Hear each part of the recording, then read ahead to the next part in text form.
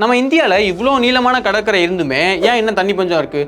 என்னடா பேசுறீங்க, அதுக்கு என்ன கடல் தண்ணியாக குடிக்க முடியும், யூடியூப் சேனல்ஸ்னால் என்ன வேணால் பேசுங்களா அப்படின்னு நீங்கள் சொல்கிறது நமக்கு புரியுது.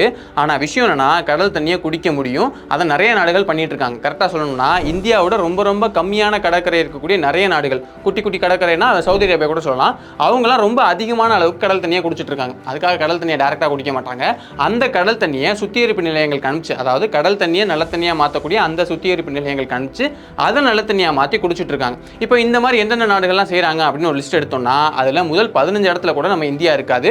ஆனால் ரொம்ப குட்டி குட்டியான கடற்கரை இருக்கக்கூடிய நாடுகள்லாம் அதில் இருக்கும். பொதுவாக இந்த கடல் தண்ணியை எப்படி நல்ல தண்ணியாக மாற்றுறாங்க அப்படின்னு பார்த்தோம்னா ரொம்ப சிம்பிள் தான். ஒரு சல்லடையில் நம்ம டீயை ஊற்றினா என்ன ஆகும், டீ தூள் எல்லாம் மேலே தங்கிடும், நமக்கு தேவையான டீ கீழே வந்துடும் இல்லையா? அதே தான் இங்கேயும் பண்ணுறாங்க. இப்போ கடல் தண்ணியை இந்த மாதிரியான ஒரு சல்லடைகள், ரொம்ப ரொம்ப ரொம்ப குட்டியாக இருக்கக்கூடிய ரொம்ப சின்ன அளவுக்கான மைக்ரான் இருக்கக்கூடிய அந்த சல்லடையில் அவங்க வந்து அப்படியே பாஸ் பண்ணுறாங்க. அப்படி அனுப்பும் போது இப்போ கடலுடைய அந்த உப்புத்தன்மைக்கு காரணமாக இருக்கக்கூடிய அந்த சோடியம், குளோரைட், மெக்னீசியம் இந்த மாதிரியான உப்பு சத்துக்கள் எல்லாமே ஒரு பக்கமாக செட்டில் ஆயிடுது, இன்னொரு பக்கம் நல்ல தண்ணி வந்து சேர்ந்துருது.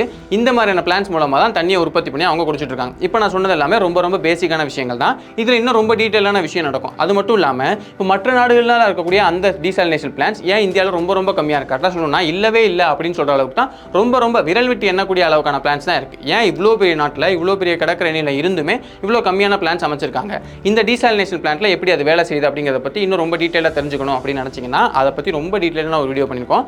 அந்த வீடியோக்கான லிங்க் நம்ம சேனல் லோகோ கீழே இருக்கும். அதை கிளிக் பண்ணினா நீங்கள் அந்த ஃபுல் வீடியோ பார்க்கலாம். ஆரோக்கியமான வாழ்க்கைக்கு ஆராவில் ஹெல்த் மிக்ஸ் auravil.in வெப்சைட்ல இருந்து வாங்கலாம்.